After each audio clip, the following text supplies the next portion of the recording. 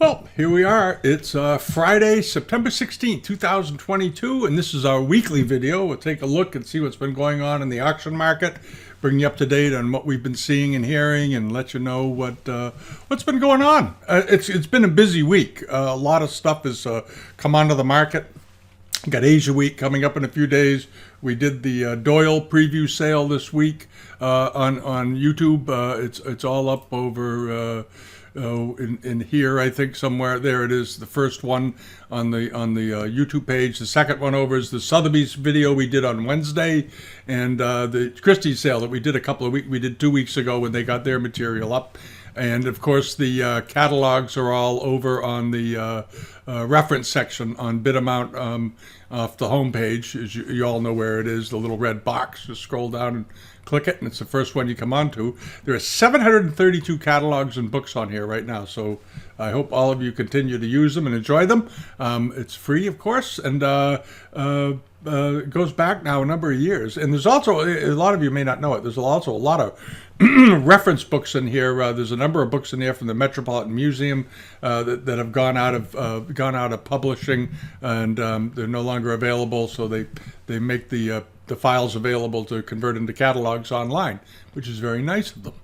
All right, now what's going on? A couple of things I wanted to mention on the global pages. A lot of you have seen. We did a video this morning on the upcoming Getty auction, and we're gonna touch base on that a bit more next week or the week after. We'll do a video on it.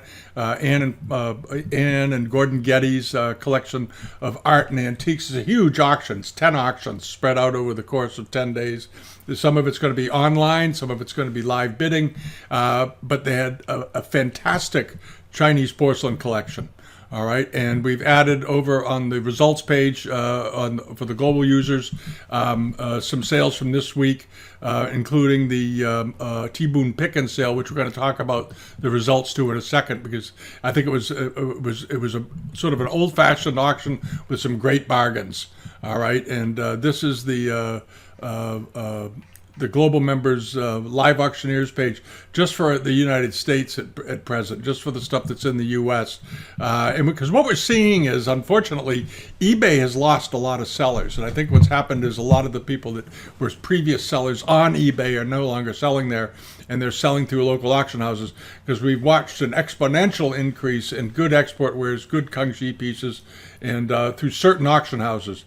The fakes are still a problem with many of the auction houses, but when we go through each week, if you compare what we're seeing on the live auctioneers, and many of them also are on Invaluable, and you compare it to what we're seeing on for the bid amount newsletter page, which is we go through it every week. There's 800,000 or 900,000 listings on eBay right now for Asian antiques, and these are all that we can find that are worth even talking about.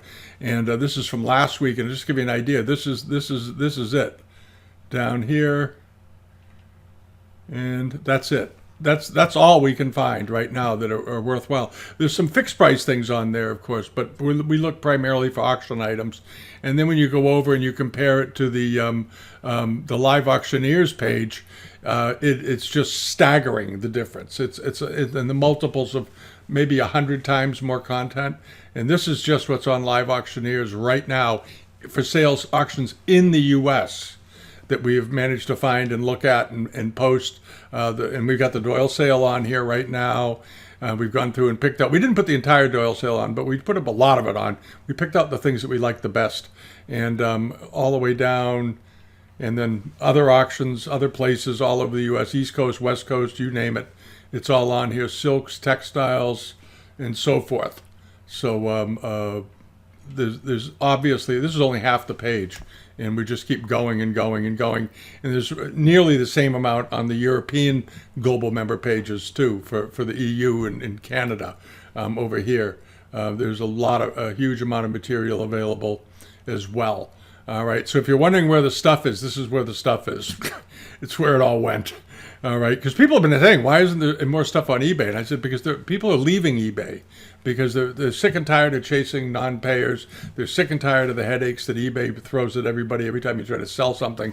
There are all their little regulations and new. It's like being on Twitter and Facebook. They keep changing the rules and nobody knows what the heck is going on. So, at any rate, that's my little screed on that. All right, now. Over on the this is the global home pages. This is this has the page where the video we did this week on the Gordon and Ann Getty sale. The video is here. It'll pop up in a second. Takes us a few seconds to load. So if you're a global page user, a global member user, go over and check that out. Now on to what's coming up. All right. One of the things I wanted to mention was that this is in the Doyle sale. If you're a Japanese porcelain collector, I want you to come back and take a look at this. They haven't listed as a Chinese blue and white teapot, which I understand why they think that. But to me, this looks much more like an Arita pot, an early Arita pot, 17th century Arita pot. Beautifully done, very rare form with silver mounts on here and a silver finial. That's been added, but this looks like a 1690s piece of Arita ware to me. It doesn't look Chinese, and the estimate's very modest: $600 to $800, or $400 to $600, $200 opening bid. If you're an Arita buyer, you might want to go to Doyle's and check that out. That could be a sweet little purchase for someone. All right, if you buy this. Now, what's sold? This is from the Bronx sale. That sale was just done today. When we put this up, it was lot closed 364 lots ago, so the sale is still going on, but the Chinese stuff's all been sold. And one of the things that they had was this: a pair of late 18th, early 19th century, done in the federal period here in the U.S., pair of pistol-handled urns with memorial urns on them. In grisaille. Here they are. And this was a style of decoration that was very, very popular in the United States in the federal period from 1795 up to about 1810. 18 is sort of maybe as far as 1820, but known as the federal era. And it's these very classical forms, classical Greek forms, became very popular, and they had the Chinese make them. And these were nice urns. These were big, 15 inches tall, and they ended up selling for $4,000 plus the buyer's premium, which would bring them up to roughly $54 or $500 or so. But very, very attractive. Nice pair of urns. And they sold the shrimp dishes with armorial decoration, which made them quite unusual. And they're sort of a pair and they're sort of not a pair. They have the same armorial crest on them, on both pieces. But this one has the Chinese silk balls all over it, which are fun, like those. And the gilding on both are in excellent shape. And this one has ladies seated in the round, perched on rocks in an outdoor setting, serving tea and socializing and so forth. It's sort of that idyllic Chinese life. And there's the armorial crest in the center. And the pair of them sold for $1,000, which I don't think was bad. I think it was a pretty reasonable purchase. I had kind of wondered a few weeks ago, is that too much for them or what? But I thought they were good enough that they could get there. And by the time you're done with the buyer's premium, their estimate was just about on the nose, because with the premium, they're at about $1,300. All right, and then over to this. This was that Weng Shui vase. We talked about this a couple of weeks ago when it first came up because we thought the estimate was awfully low, $6,000 to $8,000. And this was a big pot too. It was what was it, 17 inches tall? Yeah, 17 and a quarter inches tall, a little over 17 and a quarter inches tall. But it was done with the Quanzhong decoration, with this sort of light color palette, quickly drawn. Very popular during the mid 19th century to the early 20th century. And here you have this nifty monkey perched on the branch. What's he reaching for? It looks like he's reaching for a piece of fruit. He's got a stick in his hand. It looks like he's trying to lure something to grab the stick. Any rate, and they got their Guinness bottle in the foreground. That's a good way to show the size, I guess. And there's the mouth. It looks like it's in good shape, and it had a panel of calligraphy on it, which had a great deal to do with what the value of this vase, why it brought so much. Because in Chinese culture, as I've said before, I'll repeat it, When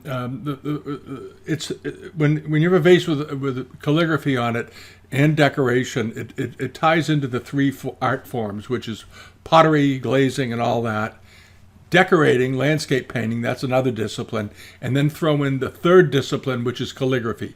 All right. And when you add all those together, it makes the piece much more desirable. That's why you'll sometimes you'll see two bowls, a couple of bowls, and one of them has calligraphy, script, or a colophon, or a poem on it, or something like that, and the other one is just the same bowl, but just with the same decoration, but no script.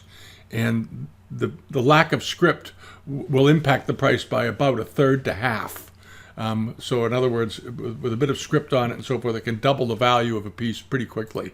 And that's what it did there. That was a very beautiful piece. It was a really good example. And it brought $60,000 plus the premium. So you're up around almost $80,000 all in by the time you're done paying for that.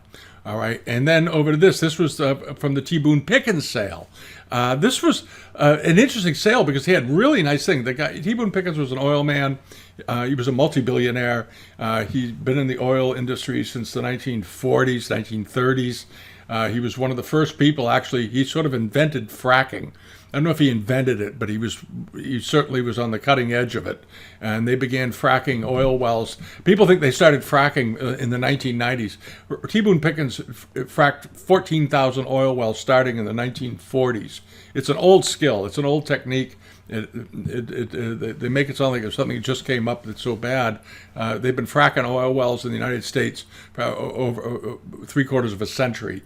At any rate, he was very successful, and he was a bit of a fan of the arts, and he bought a lot of nice things, and he bought some decent Asian things, and this was one of them. This was a very attractive 23.5-inch tall celadon ground Chinese export vase made probably around 1830 with relief decoration on it, molded relief decoration. And all the areas that are in relief are enameled in different colors with butterflies and flowers. It's a very, very pretty vase. But these molded vases are much rarer than the plain ones. And it sort of brought a plain vase price, $2,500 plus the premium, about $3,000. I think that was a bargain. But one of the things they did was they misdated it. They called it early 20th century. No, this was a mid first half of the 19th century, and I don't know why they dated it that way, because I don't know. You'd think that they would know that right away. Garrett Auctioneers has been around for a long time, but at any rate, maybe the family told them. They didn't want to argue with the family. Who knows? But it went for, I think, a very favorable price. We'll put it that way. And the same thing goes for this. This garden barrel, we actually posted it on the homepage at Bidamount this week on the update notice that we give to the global users when they show up on the site so they see what's been going on. And we put this in as sort of the bargain of the week. It went for just $900. But again, they did this as 19th to 20th century, which sort of implies they thought it was in the late 19th, early 20th century. And it wasn't. This was made around also about the same time as that vase, around 1840. Beautifully decorated, wonderful famille rose enamels, rather unusual. Most of these don't have this. They get birds and peacocks and insects and all kinds of stuff on this. I absolutely loved it. And it should have brought $1,800 to $2,500. And it ended up selling for about $1,100 or $1,200 with the premium. So it was a very, very nice buy for someone, a sweet buy. And these were a great buy. These Meiji to possibly early Taisho period, but I think probably Meiji. We had a lot of inquiries on the identification inquiry part of the Bidamount site. People send in pictures of this or links in. They did both. One guy just sent us the pictures, wanted to know what we thought of it.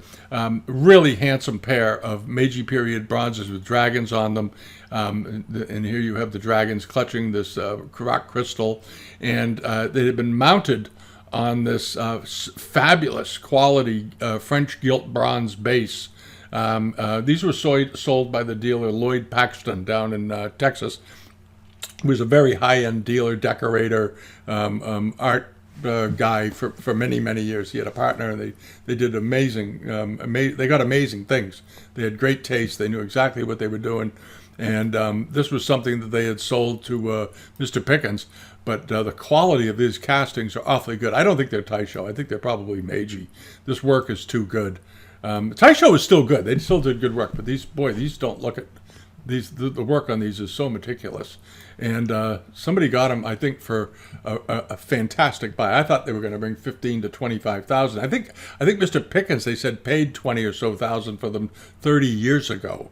So somebody got these for 11,500, including the premium, about 5,000, a little over 5,000 a piece, 5,500 a piece or so, which I think was a steal. I think that was a great buy, and this was a good buy for somebody who buys Japanese, Meiji period Buddhist sculptures and statues and so forth.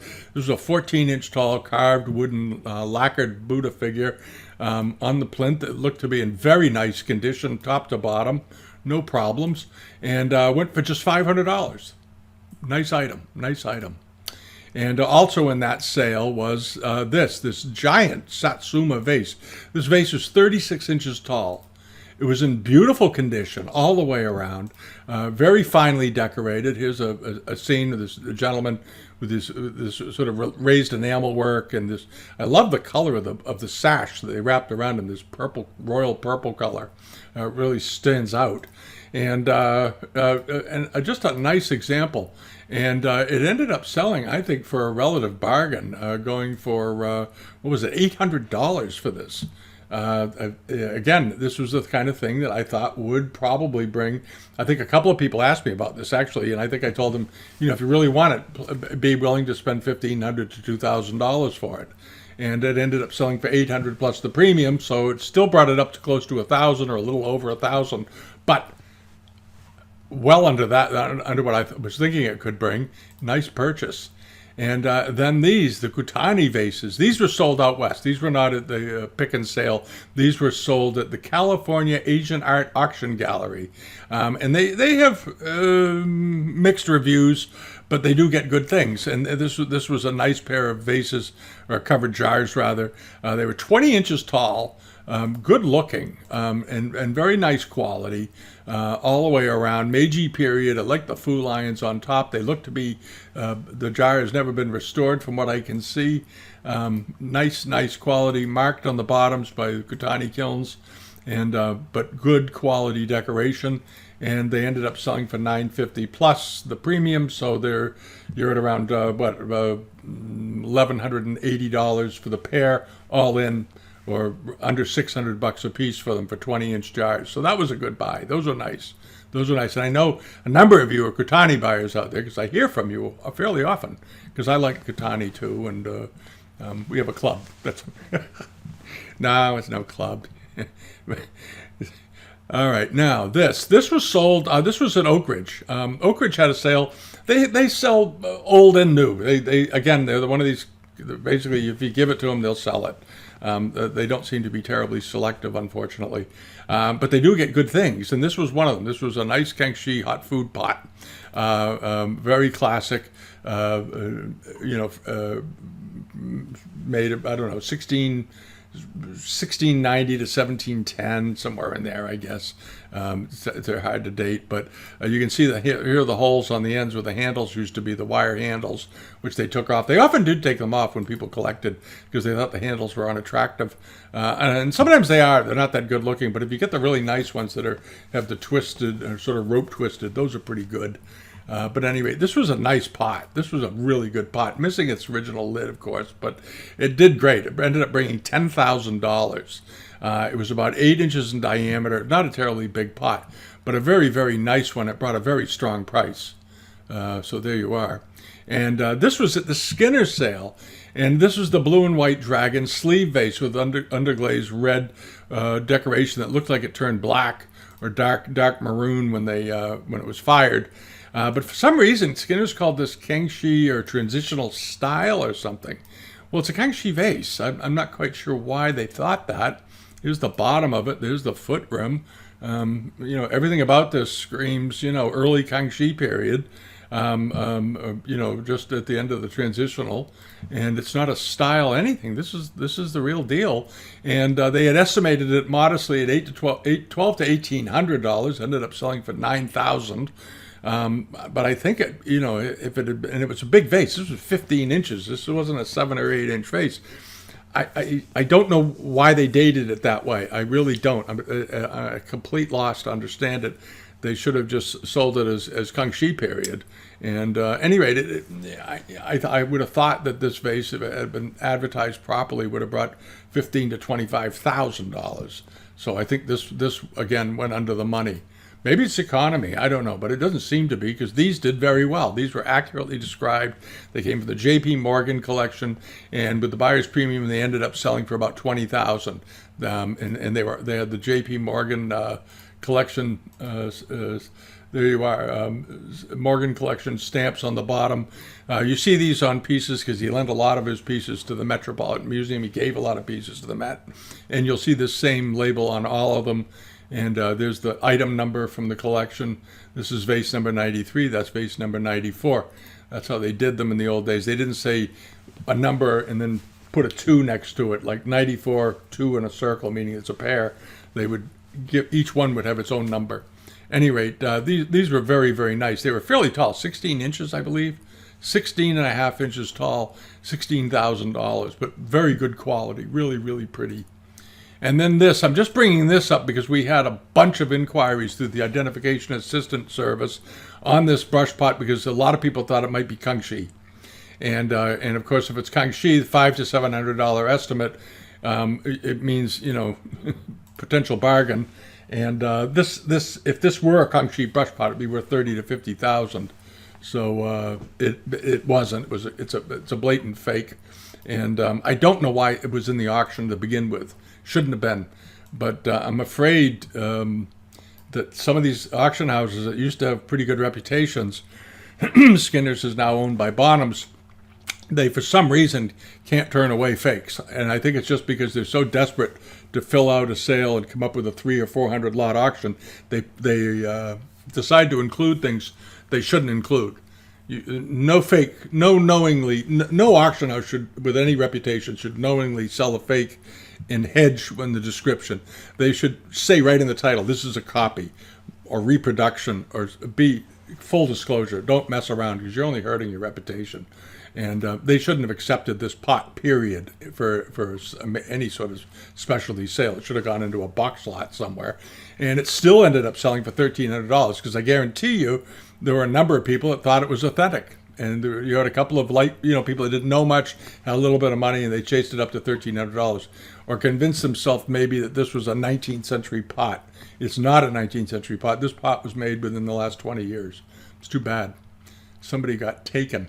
Now, over on the newsletter page, auction results, we had this last week. I talked about this book a little bit. It sold. Somebody bought it, I guess, right away. Is the blue and white book sold by John Carswell. It's beautifully written, and I'll reiterate again, if you're out there looking around and you're in a bookstore, or you see this book somewhere for sale, grab it. Take it home, read it. It's a good book. John Carswell's a wonderful writer. He's an absolute scholar on ceramics, Middle Eastern and Far Eastern, and he was at Sotheby's for years. He ran the Islamic department. Brilliant guy, brilliant historian. He knows a lot about Chinese art, and a good book. All right, now over here to this, the copper red bottle vase. It was around 13 inches tall. We talked about it last week because I thought it was so pretty. I thought it was a nice example. The foot looked good. Late Qing example. Nicely done all the way around. Good condition. And I thought it would do pretty well. It did a little better. I thought it was going to bring $1,500 to $1,800 somewhere in there. I think, or maybe 15 to 2. So it brought $2,075. And there's no buyer's premium, of course. So that was the price plus the 20. Like this was sold in Illinois, so the shipping from there to here for this was just $26, which is pretty reasonable. And that was a very nice vase, very nice vase. And had it been 75 years older, it would have been worth, $5,000 to $7,000. So there you go. And then this, the Chinese sort of Straits porcelain decorated femme jaune with rose. Enameled hot food pot with the wire handles I was talking about on the other piece that are missing. Those look like they're probably replacement handles somebody just put on there. But anyway, it went for $305, which I think was a very good buy. That was a nice little hot food pot. Nice one. And this was hands down the bargain of the week. This was crazy. I thought this would bring $800 to $1,000, $700 to $1,000. It was the porcelain was misdated as 18th century. This isn't 18th century porcelain. This is 19th century porcelain. But these ormolu mounts were done by Nicholas Hayden.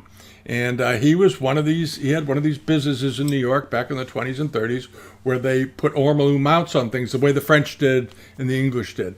And they did them here, and Yamanaka Company did them, and they made desk sets out of things. And they used silver and bronze, gilt bronze mounts. And they were very fashionable among the Upper East Side crowd and the upper classes of New York society.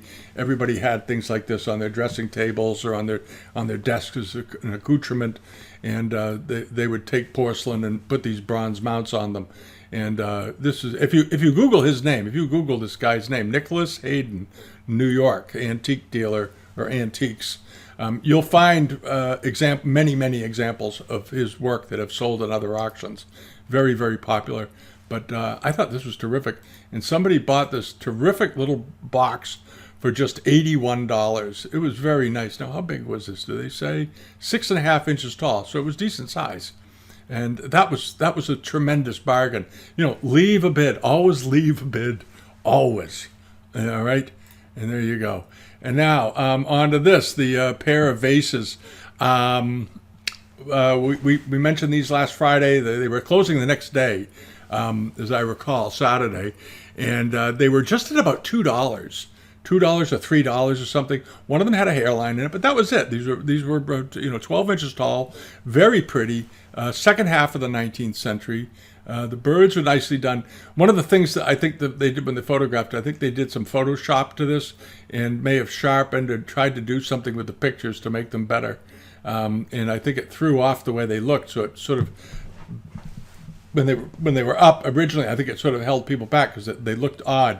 Well, they looked odd because the photos were they tried to dress it up, fix the photos. Very few people know how to edit photos. So if you try to do your own, you're forgetting that other people have different screens and different monitors that you have to take into account. And if you don't have multiple monitors to check your images on, you're going to end up on some screens having a pretty bad looking picture. All right. So anyway, but they ended up doing fine in the end. They got there. They got up to the three. We had said they'd bring $275 to $350. And there they are. They came right in at $320, which was good. I was happy for the seller, and whoever bought them got a perfectly fair deal, which is what it's about. And then on to this Beijing glass Chanshu Ping that we talked about last week. I thought this was terrific. Nice big one. These are heavy glass. They build them up in layers and they carve them and polish them down. It's a very interesting technique how they make their glass, and they don't blow it or anything. These are shaped and molded and carved. Here's the bottom of it. Wonderful looking vase, and it brought a little more than we thought. It brought $2,730. I think we thought it would bring, up to maybe $2,500. It went a little over that, which is fine. It's not really an overpayment. I think it's a beautiful piece of Beijing glass, and I think Beijing glass is grossly underappreciated in the market. And that was a stellar example with that very, very pretty baby blue, very, very nice.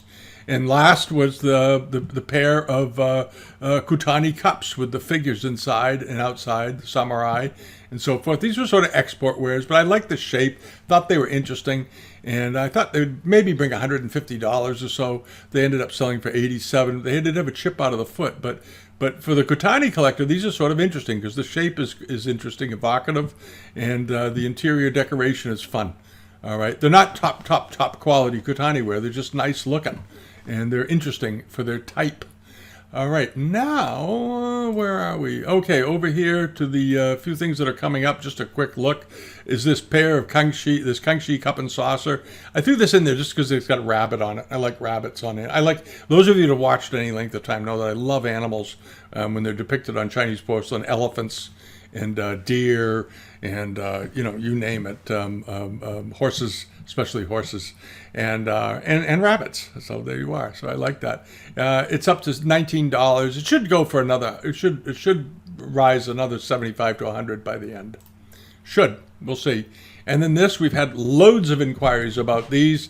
This thing in the last 4 days. A lot of people want to know if it's really 18th century or 19th century and all that sort of thing. And I'll say what I've said to everybody that's asked about it is I think it's probably, it could be late 18th, but it's probably early 19th century. But very nice plum blossom and plum branches on it. And what I really like about it is on the end are two lion masks, the Fu lion mask, not one, and it's not just a loop handle. They put two Fu lions on here. And it's interesting because you look at this one, it's higher up than this one because those were made separately and they're applied by hand onto the end, and it's off just a little, and they typically are. And there's another one. Those are off by a little, and those are off by a little. The one on the left in both pictures is higher. See, it's closer to the rim than this one for some reason. Anyway, that's the way they did them. And I like this a lot. It's fairly small, 5 inches in diameter. It's got a couple of minor nicks out of the side. I can't even see them. But the seller is being honest and pointing them out. Here's the lid. Nice glaze on them. I think they were probably made in the first few years of the 19th century, around 1800, 1810, 20, somewhere in there. But beautiful quality, very, very nice quality. And some of you may think they're 18th century. Some of you may think they're later. I don't care. They're nice quality. It's an unusual form. You think of all the Blanc de Chine that's out there. How often did they do food pots? Not often, which makes them interesting.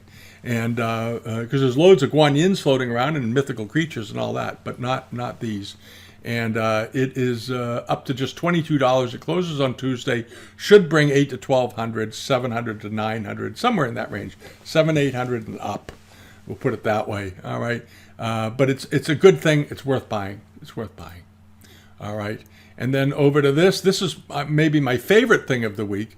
Is this Jun glazed or Jun Yao type flambe glazed tea bowl? It's a small bowl. It's 2 inches tall. 2.5, 3 inches wide, but beautifully made, probably Ming from what I'm seeing. The way the paste is chiseled down, that thick glaze rolling over like lava. There's the edge to it. You can really see it. Very, very thick glaze, nicely done. Beautifully trimmed bottom for the period. Sort of scooped out concave decoration. Same thing over here. Very nice little cup. It's up to $29. It closes on Sunday. This thing should bring $800 to $1,000 pretty comfortably. Could bring even more. It should bring more because it's a very nice cup.